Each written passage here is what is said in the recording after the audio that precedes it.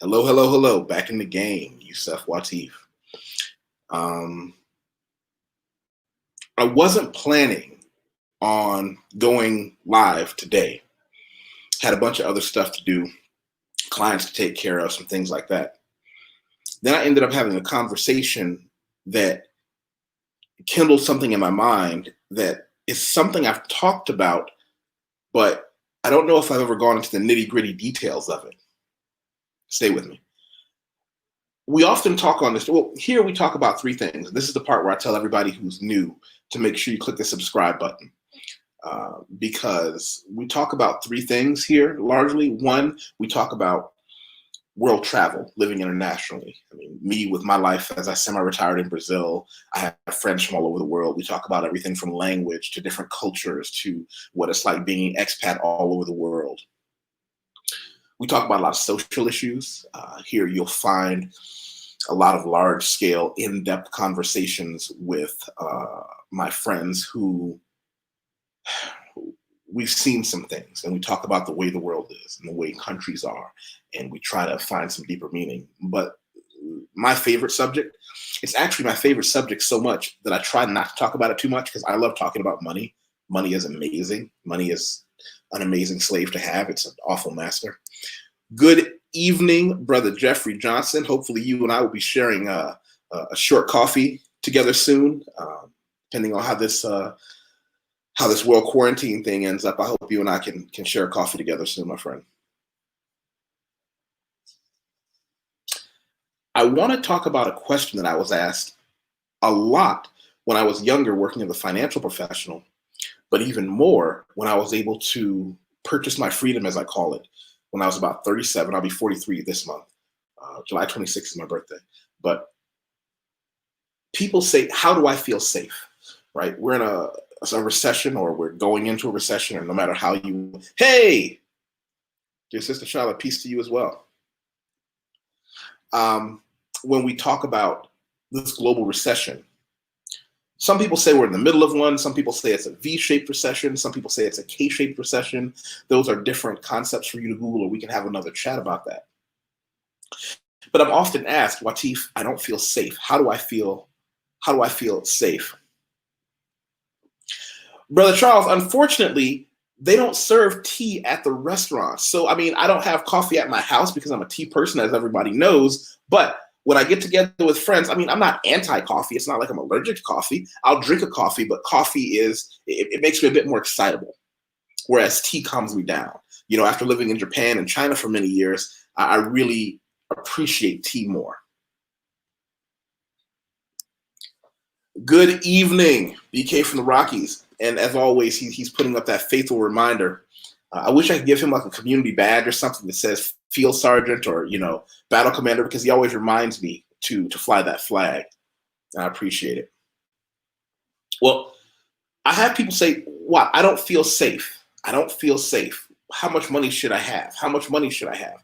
And I try to explain to people, financial security isn't a number. And I know that sounds weird because, a cup of coffee costs this much and a car costs that much and a mortgage costs this much.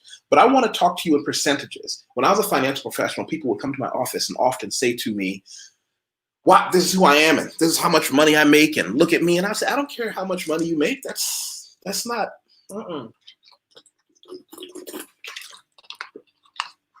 that does not excite me at all.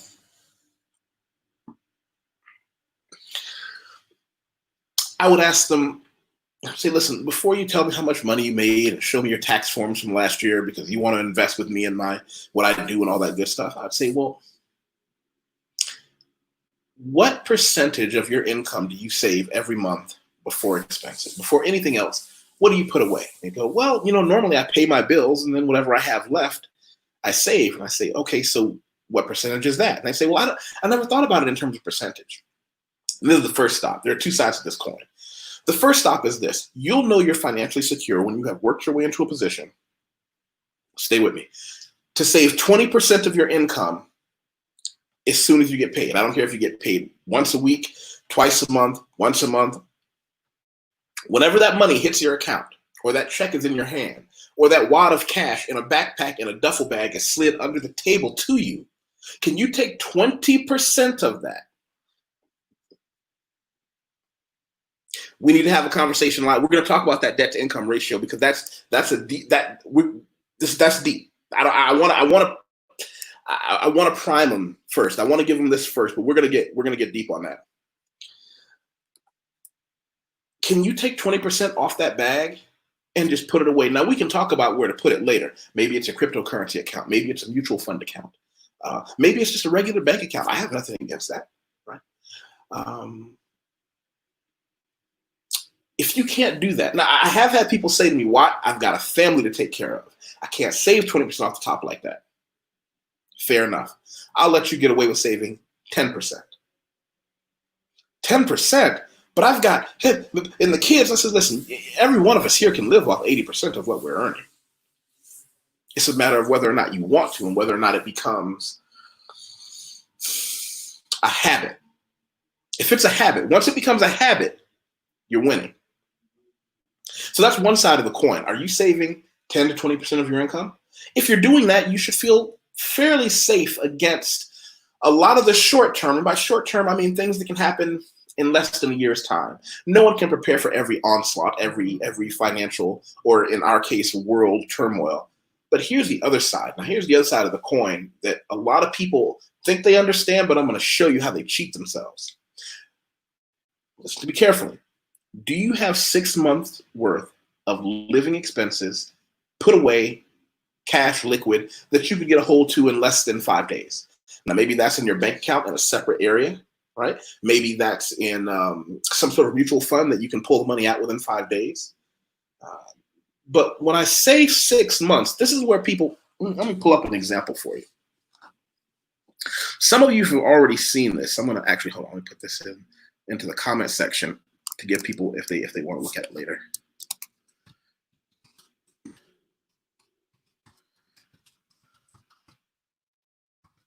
Here's an example of expenses to calculate, okay? A couple of years back, I did an article called Sao Paulo, Brazil, the expense report. I reference it quite a bit, but here's where we're gonna go with that. I'm just gonna use the numbers here, okay? And I remember a couple of my friends got kind of salty when they realized that the cost of living here was so much cheaper than it was in any city in the United States that I lived in. But let's go down here. Let's say I'm going to put the price description in US dollars and Brazilian real on the other side. So rent, a 30 square meter bachelor pad apartment, $360 US, 1,400 Brazilian real. Maid that comes in on Saturdays, $280 a month, or every other Saturday even.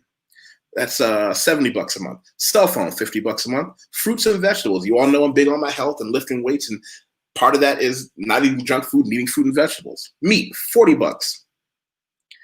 Gas bill, $8. Yes, $8. Electricity, $24. Internet, Wi-Fi, $25 a month.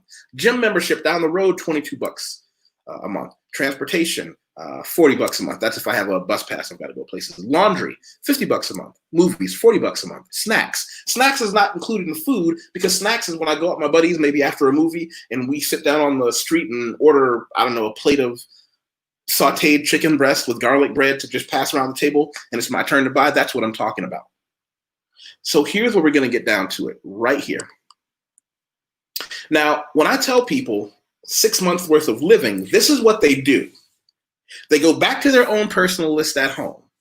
They go all the way back up to the top, okay? And they say, yeah, remind me of our conversation, bro. Emergency money versus fuck you money. Yeah, yeah. So they go all the way back to the top, and here's what they do. They say, okay, rent, I'll calculate that. Maid, I can do without the maid, so I'm not going to calculate that into my 6 month calculation of what I need to have saved. Cell phone, I need. Fresh fruit and vegetables, maybe, maybe not. Meat, gas, electricity, yeah. Internet, Wi-Fi, yeah. Gym, I can do without. Laundry, I can do my own, and I can definitely cut out snacks and movies. So I'm going to take out those 4 or 5 articles, get that number, and then calculate how much I need by 6. And that is wrong. That is the illogic leading you astray. When I say you need to have 6 months of whatever your personal living expenses are, and this is personal, you can use mine as a template, but you got to be honest with yourself.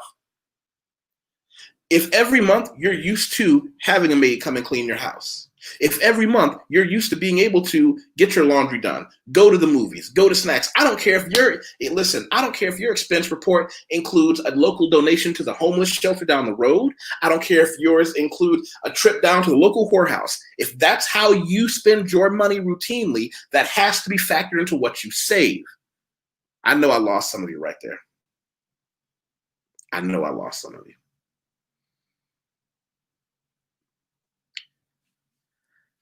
Hey, you know what? BMT, and I want everybody to take a chance out on BMT's channel. Business Minded Talk is legit. He's where it's at. He says a lot of things other people are afraid to, but he backs it up. Or show money, yeah. That's where a lot of people mess up. So let's do this. Let's say mine came to $867 US, and let's go to share screen application.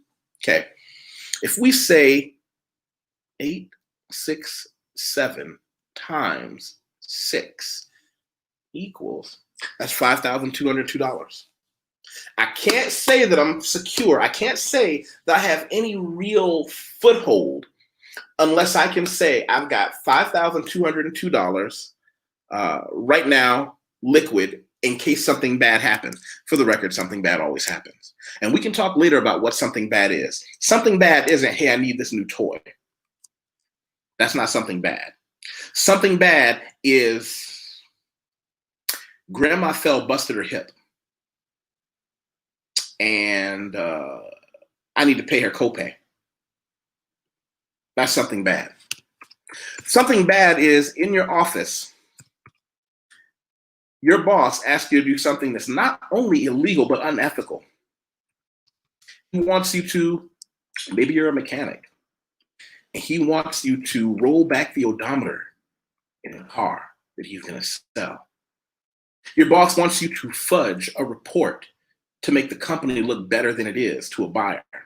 See, when you've got that money in your back pocket, you get, thank you, essential and incidentals. And BMT, we got to get together again soon. Now, here's the thing. When you have a little bit of money stocked up, you can look your boss in the eye and say, no, that's not something I'm willing to do. I'm gonna just take this paper and write, today is my last day. You can deposit my last check and hand it to him. Feels good to not to be forced to do something strange for some change, because you know I've got 6 months, and out of that 6 months, I'm not saying live off for 6 months, but I'm saying you can take a week to gather yourself, and then take that month or two to find a better job, a different job, without the pressure of the wolf on your neck saying if you don't have the money next week, that's it. By the way, how much is that in Brazilian real? That's 28 Brazilian real right now. So that's how much I would have to have in my Brazilian bank account. When we count our finances, we tend to want to give ourselves too much credit. We tend to want to say, I know I have this money coming in. We tend to say, I know next week I'll get a bonus, so I'll save that. We can't trust those things. If you don't have that hard cash, cash is king, excuse me. If you don't have that hard cash, if you don't have that freedom to be able to say, I'm not going to be put in an awkward situation because I don't have the money to pay this bill, it can cost you a lot more than your dignity. It can put you in a situation to do something that you don't want to do that might come back and kick you in the balls later. You know? Or in the snatch later if you're a woman. It's not complicated, but I understand it can be hard to do. I understand. Let me say this again. I understand that it's going to take some of us longer to get to that 6-month point than others. If that means peeling back your expenses now to save up for the 6 months, I advocate that as long as when you have your 6 months put together, you don't reintroduce those habits that you've already cut out. So what if right now you're spending too much on movies and fancy new tank tops, from the internet? If you cut those out now so that you can save the money you need to save to have that 6-month nest egg, when you get the 6-month nest egg, you don't reintroduce the bad habit. That's like a friend of mine whose brother was getting married and he realized how fat he had gotten. His brother got engaged and said the wedding is in 9 months. My friend took 9 months and got into the best condition I'd ever seen him in. He got himself down to a he didn't have to, he could shop in a store at that point. He was bigger than that, but now he could shop in a store. A year after the wedding, he was fat again. And we were like, what's wrong with you? Because by the way, that was when we got mad at him. You had already gotten rid of all these bad habits. Why'd you pull them back in? We had a quick comment here from Robert Jackson. You asked, why is Brazil presented as a crime-ridden and very dangerous country? Let me do this for you. This isn't today's show. I did have a great chat, Live Brazil, Violence and Danger, where you are, that covered a lot of the misconceptions on, well, not just Brazil, but every place. And what I'd like you to do is click that link, and I'd like you to go back, and I'd like you to watch this. I'd like you to watch this video. It's only 12 minutes long, and there's the link. Please leave a comment there, and if you want to go back into that later, in the comment section, that's no problem. All right, Brother Robert? So what we need to really keep in mind when we look at these things is at no point in this conversation did I say you had to have a certain amount of money, because it's different for all of us. I want to tell you guys something. I don't really think you get it until I showed you my expense report. I don't need as much money as I did in the United States when I had a 4-bedroom house and a swimming pool and a hot tub and a pool guy, and I was making a ton of money, but I was spending a ton of money here. I don't make nearly, let me say this again, hold on. Stay with me. I don't make nearly as much money now as I did in the United States, but I save almost all of it.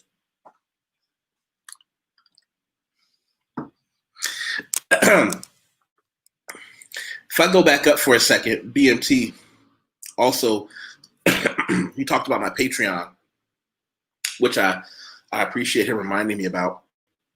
Excuse me. Sometimes I get to talking and things get a little crazy. With my Patreon is where I put things that, and I say this all the time, some of you have heard me say this before, my Patreon is a lot less fun than my YouTube channel. Teamwork.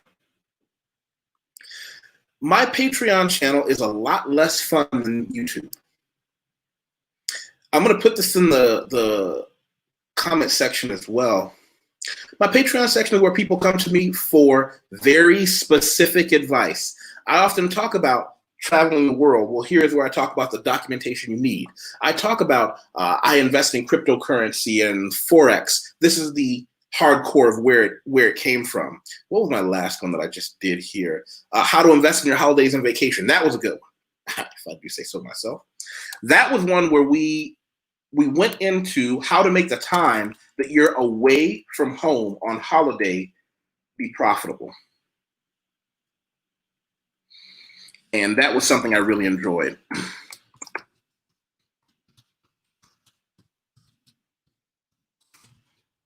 I can't do two things at once, so you don't have to wait for one. I think I gave myself, look at that, look what I just wrote. This actually sounds pretty clever. Patreon, less fun, but more informative.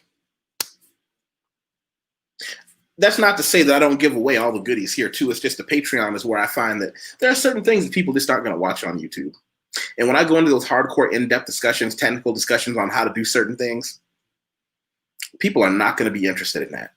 And I put that on Patreon because there are people who just say, hey, I want that hardcore information. I want those details of how you do subject matter expert, things like that. I have a friend who her job is being hired to babysit luxury mansions. These things are, these are the tools that I have used to get where, to get where I am. You know, and besides that, a lot of you also know on my LinkedIn, where I encourage everyone to add me as a friend on LinkedIn. I'm the same person everywhere. You guys know who I am. The reason I always show you my LinkedIn is cool and it's a great place to look at my resume. But I always tell people this: skip the resume. Don't look at the resume first. Not just for me. I'm giving you some game that you need to use on everyone. Don't let your history be a mystery. Go to where they have recommendations. You see, this is where other business professionals are willing to put their name and their company's name on the line, saying, that guy YusefWateef, he's what he says he is. Pay him. That's all they're saying. They're using different words. They're like, yeah, that guy that gave you that quote for what he does and you can get it half someplace else, that don't worry about it, pay him. That's what it says. And I tell people this all the time. One of the biggest things I'm dealing with now, and some of the people in this very chat room, I've been doing privately expat relocation services, meaning helping people get all the paperwork they need to get out of the United States and into a country like Brazil legally, because there are a lot of people who can do it illegally. But to do it legally with your paperwork, I have been doing that so much more these days. Everything from visas and residency permits and processing identification numbers. And I'm glad to do it. I'm glad that there are so many people who have figured out that there's more than one way to live an amazing lifestyle. And if it's not Brazil that's for you, that's fine. Let me know where you want to go. I've got friends everywhere. So I say that to say this. Thank you. And hold on, wait. I didn't see what was that. So you just convinced me to sell my house and take the 60K equity instead of paying it off before I move abroad. It will take me 3 years to pay off 135K. Call me. Don't like. You just said something that sounds good. Call me. Let's talk about this first. Or go on my Patreon and look at stuff that I put there. Do not just jump out the window on this first. Let me give everybody my email address.